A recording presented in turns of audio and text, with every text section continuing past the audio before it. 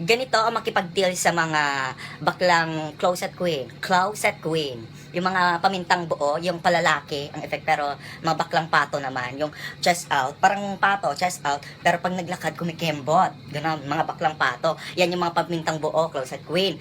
Yan, paano ba kakausapin sila na hindi sila ma-offend? Ganito lang yun. Kaya yung mga baklang pamintang yan, ayaw nila yung binabakla sila, yung sinasabi sila ng Mars, ate, ganito, ganyan. Hindi dapat ang boses mo, hindi baklang bakla. Ayaw kasi nilang makipag-usap sa mga bakla kasi baka masabihan sila na bakla din sila. Kaya, ingat-ingat sila sa image. Karamihan naman ng mga bortang closet queen, mga botomesa yan, mas malandi pa sa mga baklang-bakla, kagaya ko, di ba?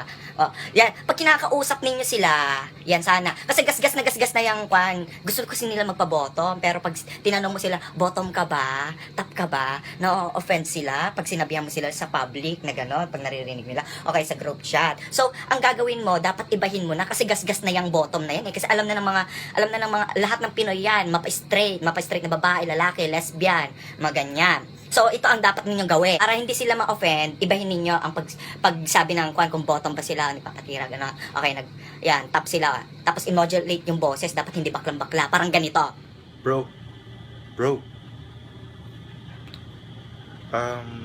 nagpapalinis ka ba ng septic tank? Ganon. Bro, dito. Papalinis ka ba ng septic tank? Gusto mo palinis ng septic tank? Ganon. O kaya, pwede namang ganito.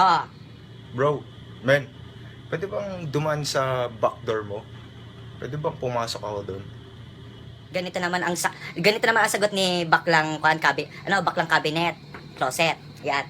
Ganito ang sagot niya. Bro, hindi kasi, kwan ako wala, sarado yung kwan ko yung back door ko, front door ka na lang pumasok, sa front door ka na lang. Dun kasi ako parati nagpapapasok ng kwan, alam mo na yan, sa front door ka na lang. Hindi kasi ako sanay nagpapapasok sa back door namin.